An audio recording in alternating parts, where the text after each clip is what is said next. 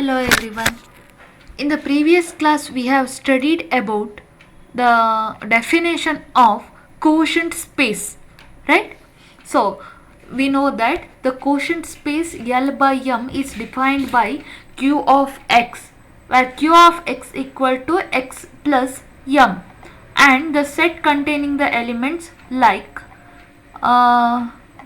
X plus M, right? So we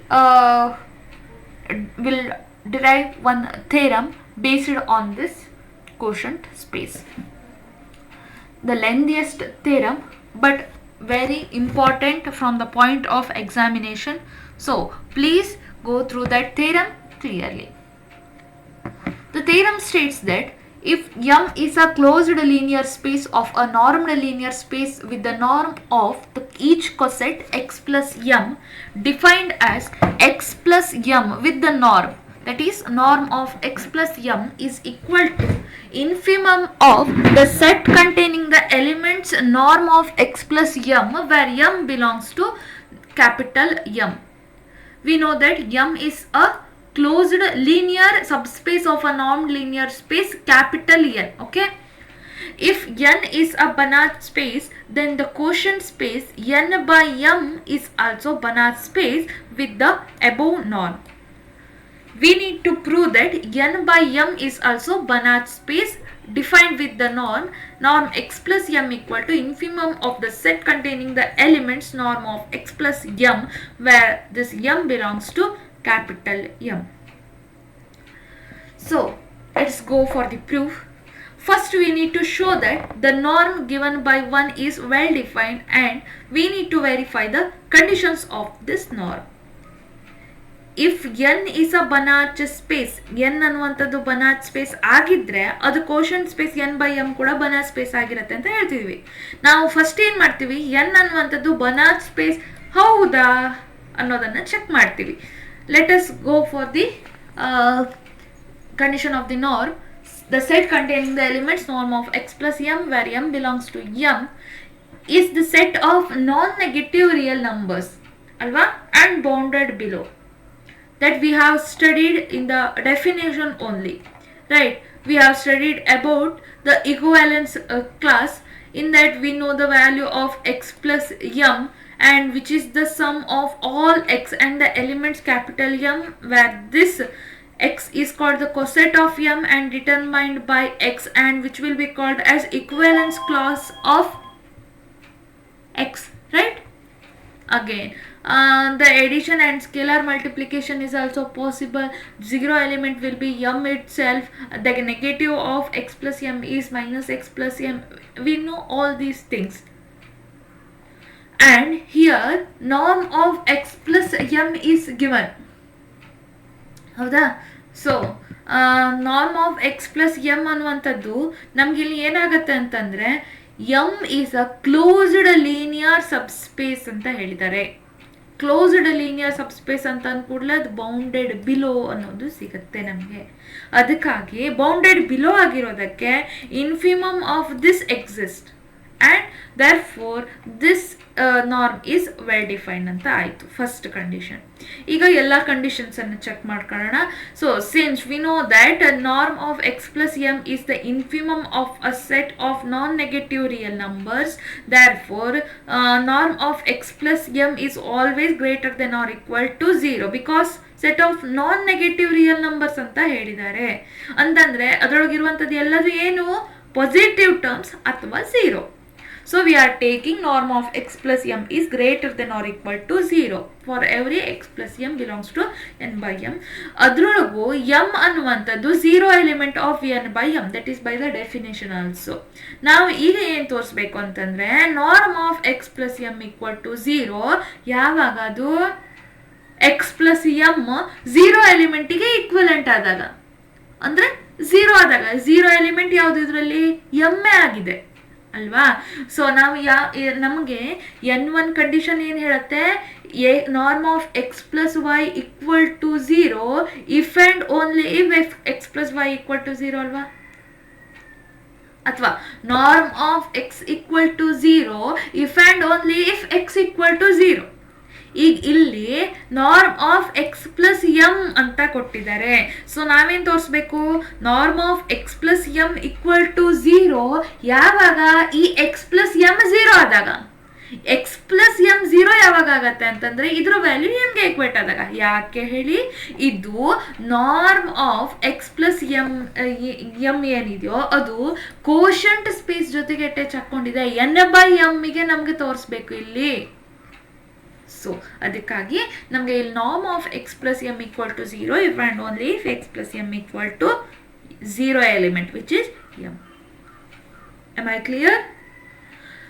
Again, if x plus m equal to m, we know that x belongs to capital M. Hence, norm of x plus m equal to, by the definition, infimum of x plus m, infimum of norm of x plus m, where m belongs to capital M, x belongs to capital M, that is equal to infimum of, ಈಗ one element x plus m ಅನ್ನ y ಅಂತ ತಗೊಂಡ್ಬಿಟ್ರೆ x belongs to m ಇದೆ, m belongs to m ಇದೆ, ಇದು total X plus M belongs to M ಆಯಿತು.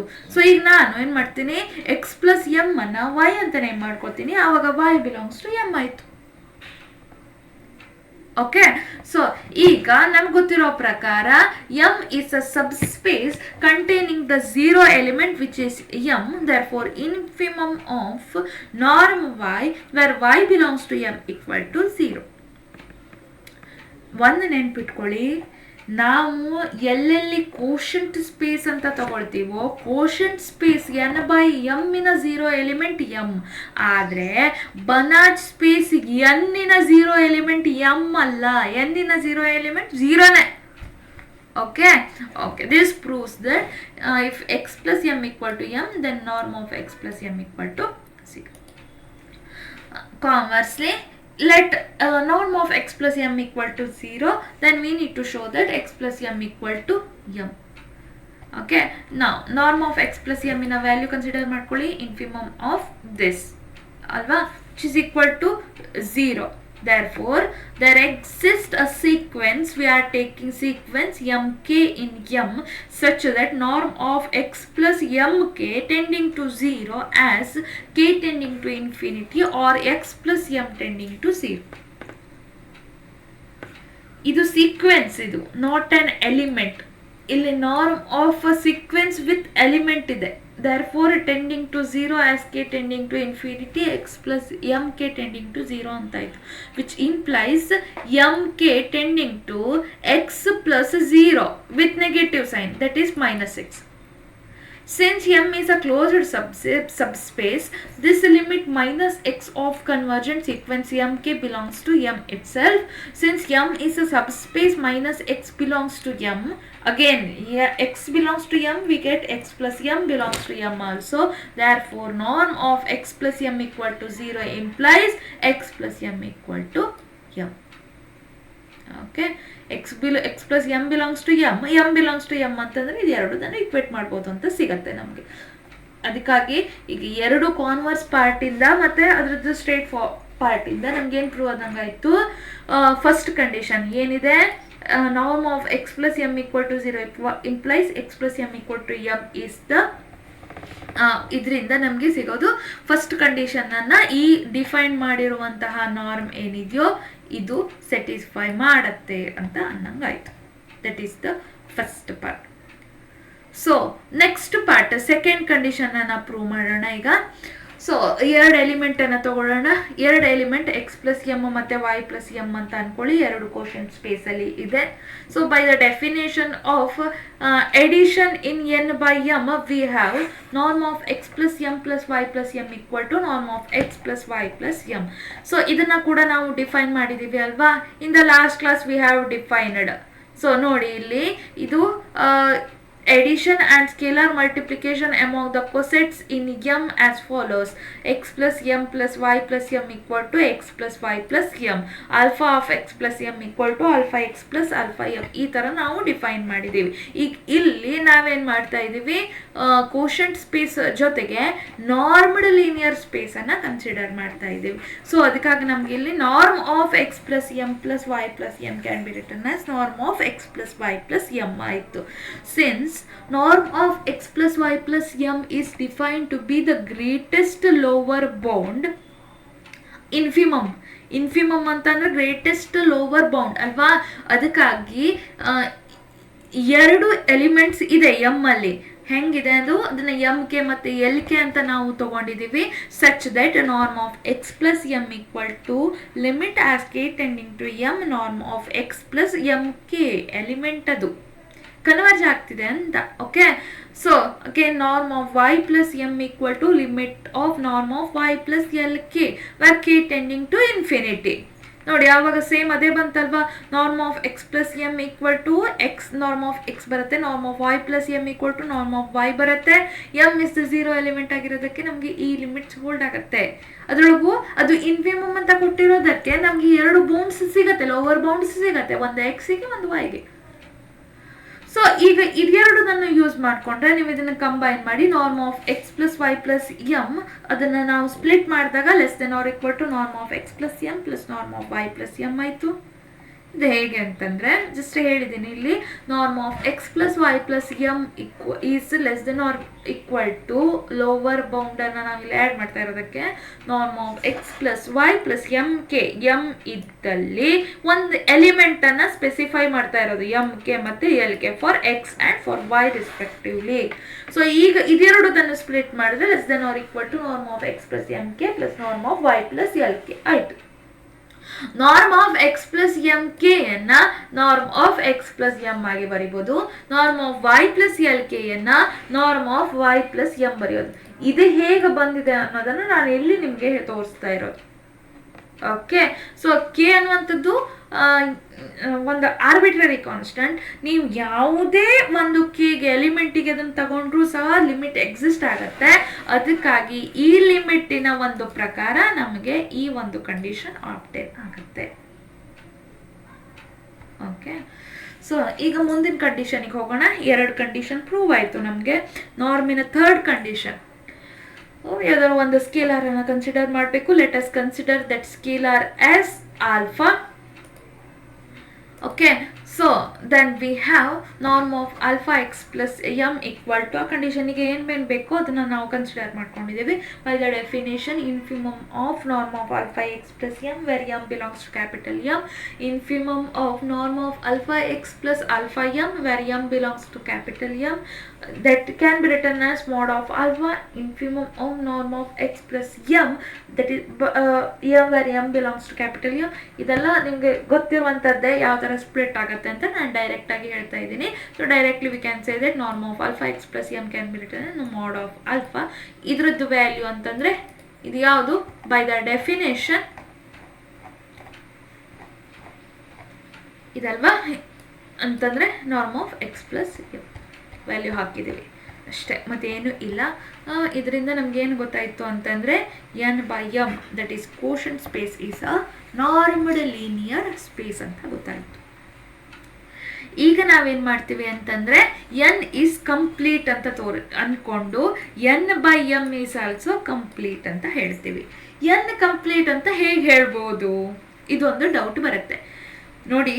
First N is Banach space ಅಂತ ಕೊಟ್ಟಿದ್ರು, ಅದರಿಂದ N by M is Banach space ಅಂತ ನಮಗೆ ಪ್ರೂವ್ ಮಾಡಬೇಕು. ಹೌದಾ, ಎನ್ ಈಸ್ ಬನಾಚ್ ಸ್ಪೇಸ್ ಆಗಿತ್ತು ಅಂತಂದರೆ ಎನ್ ಅನ್ನುವಂಥದ್ದು ನಾರ್ಮಡ್ ಲೀನಿಯರ್ ಸ್ಪೇಸು ಹಾಕ್ಕೊಂಡಿರತ್ತೆ, ಕಂಪ್ಲೀಟು ಹಾಕ್ಕೊಂಡಿರತ್ತೆ. ಸೊ ಈಗ ನಾವೇನು ಮಾಡ್ತೀವಿ, ಆ ಎನ್ ಬೈ ಎಮ್ ಕಂಪ್ಲೀಟು ಆಗತ್ತೆ, ನಾರ್ಮಡ್ ಲೀನಿಯರ್ ಸ್ಪೇಸು ಆಗತ್ತೆ ಅನ್ನೋದನ್ನು ತೋರಿಸ್ತೀವಿ. ಅದನ್ನು ತೋರ್ಸೋಕ್ಕೆ ಎನ್ ಕಂಪ್ಲೀಟ್ ಮತ್ತು ಎನ್ ಬನಾಚ್ ಸ್ಪೇಸ್ ಅನ್ನುವಂತಹ ಕಂಡೀಷನ್ಸನ್ನು ಯೂಸ್ ಮಾಡ್ಕೊಳ್ಳೋದು. ಓಕೆ, ಸೊ ಈಗ ಅದಕ್ಕಾಗಿ ಇಲ್ಲಿ ತಗೊಳ್ತಾ ಇದ್ದೀವಿ ಎನ್ ಅನ್ನುವಂಥದ್ದು ಕಂಪ್ಲೀಟ್ ಇದೆ, ನಾವು ತೋರಿಸ್ತೀವಿ N by M is also complete ಅಂತ. To prove this we make use of the fact that Cauchy sequence is convergent if and only if it has a convergent subsequence. ಇದು ನಿಮಗೆ ಗೊತ್ತಿದೆ, ಈ ರಿಸಲ್ಟನ್ನು ಇಲ್ಲಿ ಯೂಸ್ ಮಾಡ್ಕೊಳ್ಳೋದು. ಈಗ ಒಂದು ನಾವು ಕಾಶಿ ಸೀಕ್ವೆನ್ಸನ್ನು ಕನ್ಸಿಡರ್ ಮಾಡ್ಕೊಳ್ಳೋಣ. ಒಂದು ಎಲಿಮೆಂಟ್ ತೊಗೊಂಡಿದ್ದೀವಿ s n that belongs to n. Let Sn plus m be a Cauchy sequence in n by m. n by m ಅಲ್ಲಿ ಬರುವಂಥ ಎಲ್ಲ ಎಲಿಮೆಂಟ್ಸು ಪ್ಲಸ್ ಎಮ್ ಫಾರ್ಮೆಟಲ್ಲೇ ಬರುತ್ತೆ. ಅಂದ್ರೆ ಈ ಎಸ್ ಎನ್ ಅನ್ನುವಂಥದ್ದು ಏನಿದೆಯೋ ಅದು ಸೀಕ್ವೆನ್ಸ್, ಅದು ಆ ಸೀಕ್ವೆನ್ಸ್ ಯಾವ್ದ್ರಲ್ಲಿದೆ, ಎನ್ ಅಲ್ಲಿ ಇದೆ. ಓಕೆ, ನಾವು ಈ ಇದರಲ್ಲಿ ಒಂದು ಸಬ್ ಸೀಕ್ವೆನ್ಸ್ ಅನ್ನ ಎಕ್ಸ್ಟ್ರಾಕ್ಟ್ ಮಾಡ್ಕೋತೀವಿ. ಸೊ ನೋಡೋಣ ಯಾವ ತರ ಮಾಡೋದಂತ. ನಮ್ಗೆ ಗೊತ್ತಿರೋ ಪ್ರಕಾರ S N plus M is a Cauchy sequence. So given that epsilon equal to 1/2 less than 0, less than 1 ಅಂತ ತಗೊಳ್ಳೋದು ನಮ್ಗೆ ಇಲ್ಲಿ. We can find a positive integer n such that norm of Sn plus m minus Sm plus m, ಎರಡು element Sn ಮತ್ತೆ Sm, Sn ಮತ್ತೆ Sm ಇರೋದು n ಅಲ್ಲಿ, Sn plus m ಮತ್ತೆ Sm plus n ಇರೋದು n by m ಅಲ್ಲಿ. That is the difference. So norm of Sn plus m minus Sm plus m is less than 1/2 for all m n greater than or equal to n1. We call Sn1 equal to x1. Sn ಅನ್ನುವಂತಹ sequence ಅಲ್ಲಿ ಇರುವಂತಹ ಒಂದು element Sn1, ಅದನ್ನ ನಾವು x1 ಅಂತ name ಮಾಡ್ಕೊಂಡಿದೀವಿ. ನೋಡಿ, sequence ಅನ್ನ consider ಮಾಡಿದ್ವಿ, ಆ ಸೀಕ್ವೆನ್ಸ್ ಅನ್ನ ಎಸ್ ಎನ್ ಮತ್ತೆ ಎಸ್ ಎಂ ಅಂತ ನೇಮ್ ಮಾಡಿದ್ವಿ. ಆ ಸೀಕ್ವೆನ್ಸ್ ಎಸ್ ಎನ್ ಅಲ್ಲಿರುವಂತಹ ಒಂದು ಎಲಿಮೆಂಟ್ ಅನ್ನ ಕನ್ಸಿಡರ್ ಮಾಡ್ತಿದೀವಿ, ಅದನ್ನ x1 ಅಂತ ನೇಮ್ ಮಾಡ್ತಿದೀವಿ, which is Sn1. So for any epsilon equal to 1/2 the whole square ಅಂತಂದ್ರೆ 1/4 which is also less than 0. ನೋಡಿ, ಇಲ್ಲಿ epsilon equal to 1/2 0.5, that is also less than 1 ಅಂತಂದ್ರೆ ಟೆಂಡಿಂಗ್ ಟು 0 ಇರುವಂತಹ ವ್ಯಾಲ್ಯೂಸ್ ಅನ್ನ ಚೂಸ್ ಮಾಡ್ಕೊಳ್ಳೋದು. Convergent sequence ಆಗ್ಬೇಕಲ್ವಾ ನಮ್ಗೆ, ಅದಕ್ಕಾಗಿ. So we can find a positive integer n2 greater than n1 such that Sn plus m minus Sm plus m, the norm is less than 1/2 the whole square for all m n greater than or equal to here n2. mn greater than n1 ಆಗಿತ್ತು, ಈಗ n1 ಗಿಂತ n2 greater ಇದೆ, so mn ಕೂಡ greater than n2 ಆಯಿತು. Call this as equation 2. ಈಗ n2 ಅನ್ನ fixed ಮಾಡ್ಕೊಳ್ಳಿ, ಆವಾಗ Sn2 equal to x2, Sn1 equal to x1 ತಗೊಂಡಿದ್ವಿ, Sn2 ಈಕ್ವಲ್ ಟು x2 ತಗೊಳ್ಳಿ.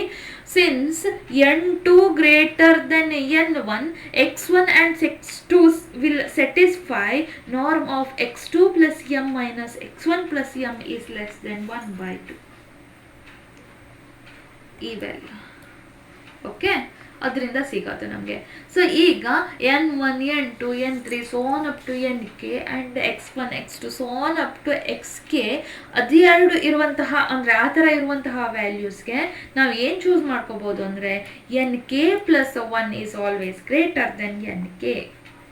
ಇಲ್ಲೂ ಕೂಡ ಒಂದು ತೊಗೊಂಡಿದ್ದೀವಿ ನೋಡಿ, n2 greater than n1, n3 greater than n2, ಇದೇ ಥರ ಕಂಟಿನ್ಯೂ ಆಗ್ತಾ ಹೋಗುತ್ತೆ. ಇದು 1/2 ದ ಹೋಲ್ ಸ್ಕ್ವೇರ್ ಆಯಿತಾ, ನೆಕ್ಸ್ಟ್ 1/4 ದ ಹೋಲ್ ಸ್ಕ್ವೇರ್ ಆಯಿತಾ, 1/5 ದ ಹೋಲ್ ಸ್ಕ್ವೇರ್, ಈ ಥರ ಬರ್ತಾ ಹೋಗುತ್ತೆ. ಆವಾಗೆಲ್ಲ ಈ ವ್ಯಾಲ್ಯೂಸ್ ಏನಾಗ್ತಾ ಹೋಗುತ್ತೆ ನಮಗೆ, n2 greater than n1, n3 greater than n2, n4 greater than n3, ಈ ಥರ ಆಗ್ತಾ ಹೋಗುತ್ತೆ. ಅದು ಕಂಟಿನ್ಯೂಯೇಷನ್ ಫಾರ್ಮೆಟ್ ಇದೆ ಅಂತ ಅಲ್ಲಿ ನಮಗೆ. ಸೊ ಅದೇ ಥರ ನಾವು ಕಂಟಿನ್ಯೂ ಮಾಡಿದಾಗ ನಮಗೆ ಎಲ್ಲ ಕಡೆ ಸಿಗೋದು xk plus 1 greater than nk. Okay, nk plus 1 greater than nk such that norm of Sn plus m minus Sm plus m is less than 1/2 raised to k plus 1. Okay, 2 raised to 2 ಆಗಿತ್ತಲ್ವಾ, ಇಲ್ಲಿ 2 ಇದ್ದಾಗ ಇದು ಇಲ್ಲಿ K ಬಂದಾಗ ಇಲ್ಲಿ ಏನಾಗಬೇಕಾಯ್ತು, K plus 1 ಆಗಬೇಕಾಯ್ತು numerator. So ಅದೇ ಒಂದು ವ್ಯಾಲ್ಯೂವನ್ನು ತಗೊಂಡಿದ್ದೀವಿ, ಜನರಲ್ ಟರ್ಮ್ ಆಗಿ ಕೆ ಅಂತ ಬರ್ತಿರೋದು ನಾವು. So we prove this subsequence converges to an element of n by m. Okay, now let us consider y1 which belongs to x1 plus m. Hence y1 equal to x1 plus m1 for any m1 belongs to m. Okay, from this equation 3, ನಮ್ಗೆ ಏನು ಸಿಗತ್ತೆ, particular element X K plus 1 plus M minus X K plus M norm ಏನಿದೆ less than 1/2 raised to k for k equal to 1 2 3 and so on.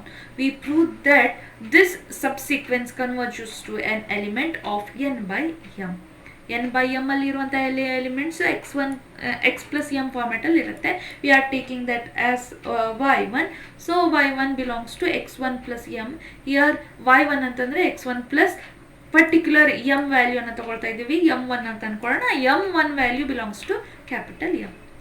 Again from equation this 3 ನಾವು norm of x2 plus m minus x1 plus m less than 1/2, which implies the infimum of this x2 minus x1 plus m ಆಯ್ತಲ್ವಾ, ಇದು for particular m less than 1/2 ಬಂತು. ನೋಡಿ ಅಲ್ಲಿ ನಾವು ಎಲ್ಲ ಕಡೆ club ಮಾಡ್ಕೊಳ್ತಾ ಹೋಗಿರ್ತೀವಿ. ನಾವು ಅಲ್ಲಿ ಏನು ಹೇಳಿ, x1 x2 ಇದಕ್ಕೆ m ಇರುವಾಗ ಅಂದರೆ n by m ಫಾರ್ಮೆಟಲ್ಲಿ ಆ ಎಲಿಮೆಂಟ್ಸ್ ಇದ್ದಾಗ ಅದನ್ನು m ಕ್ಲಬ್ ಆಗೋದು. n by m x1 minus x2 ಒಂದೇ ಎಲಿಮೆಂಟ್ ಮಾಡ್ಕೊಂಬಿಡೋದು. ಸೊ ಆ ಥರ ಮಾಡಿಕೊಂಡು ನಾವು ಇಲ್ಲಿ ಪ್ರಾಬ್ಲಮನ್ನು ಅಂದರೆ ಥಿಯರಮನ್ನು ಪ್ರೂವ್ ಮಾಡ್ತಾ ಹೋಗೋದು. ಎಲ್ಲ ಕಡೆ ಅದೇ ಥರನೇ ಬರ್ತಾ ಹೋಗುತ್ತೆ. ಹಿಂಗಿದ್ದಾಗ ಒಂದು m not belongs to m such that x1 minus x2 plus particular m not less than 1/2, which can be rewritten as x1 plus m1 again m1 minus x2 plus m1 plus m0 or x2 minus m0 ಅಂತ ತೊಗೊಂಡಿದ್ದೀರಾ ಅಂತಂದರೆ less than. ಇಲ್ಲಿ ಏನಾಗಿದೆ ಅಂತಂದರೆ m1 ಅನ್ನು ನಾವು adding ಮತ್ತು subtract ಮಾಡಿರೋದು. ಇಲ್ಲಿ ನೋಡಿ ಮೈನಸ್ ಹೊರಗಡೆ ತೊಗೊಂಡ್ರೆ ಇದು ಮೈನಸ್ ಇಂಟು ಪ್ಲಸ್ ಮೈನಸ್ ಬರುತ್ತೆ. ಇದು ಮೈನಸ್ m1, ಇದು plus m1, adding and subtract ಅಷ್ಟೇ, ಮತ್ತೇನೂ ಇಲ್ಲ, ಚೇಂಜಸ್ ಮಾಡ್ಕೊಳ್ತಾ ಇಲ್ಲ. ಈಗ y2 ವ್ಯಾಲ್ಯೂನ x2 minus m0 plus m1 ಅಂತ ಬರ್ಕೊಳ್ಳಿ. ಹಾಗಿದ್ದಾಗ ಇದೇನಾಗುತ್ತೆ, ಇದು y1 ವ್ಯಾಲ್ಯೂ, ಇದು y2 value, y1 minus y2 less than 1/2 ಅಂತ ಬರುತ್ತೆ. ಹೌದಾ? ಸೊ ಇದೇ ಥರ ನಾವು ಮುಂದೆ ಕಂಟಿನ್ಯೂ ಮಾಡ್ತಾ ಹೋದರೆ y3 ವ್ಯಾಲ್ಯೂ ಕೂಡ ನಮಗೆ ಅದಕ್ಕೊಂದು ಕರೆಸ್ಪಾಂಡಿಂಗ್ ಆಗಿರುವಂಥ ವ್ಯಾಲ್ಯೂ x3 ಪ್ಲಸ್ m ಸಿಗುತ್ತೆ. y2 minus y3 less than 1/2 the square ಬರುತ್ತೆ. ಸೊ ಇದೇ ಥರ ಮೊದಲು ನಾವು ಏನು ಕಂಟಿನ್ಯೂ ಮಾಡಿದ್ವೋ ಅದೇ ಥರ ಕಂಟಿನ್ಯೂ ಮಾಡ್ತಾ ಹೋದಾಗ ನಮಗೆ ಸಿಗುವಂತಹ ಒಂದು sequence yn such that norm of yn minus yn plus 1 less than 1/2 raised to n. So ಇದೇ ಥರ ನಾವು yn ಅನ್ನುವಂಥದ್ದು ಈಗ ಕಾಶಿ ಸೀಕ್ವೆನ್ಸ್ ಅಂತ ತೋರಿಸ್ತೀವಿ.